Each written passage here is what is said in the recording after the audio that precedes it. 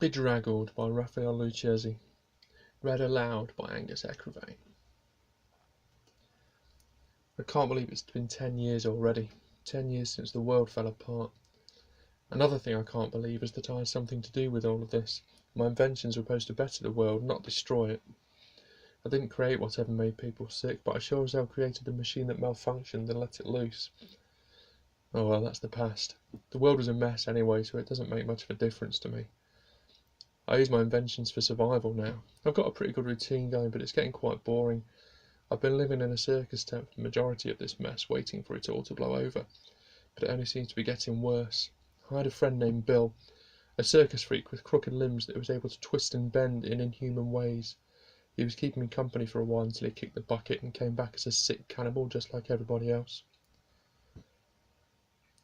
I stood at a big rip in the circus tent, watching, waiting, scratching my name into another piece of metal just to remember it.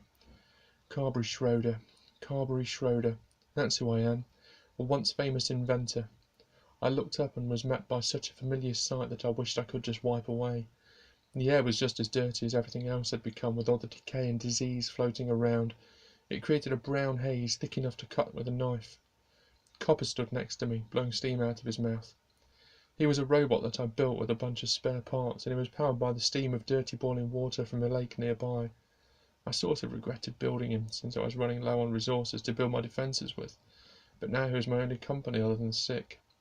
I looked at him and clicked an arrow into my machine ballista.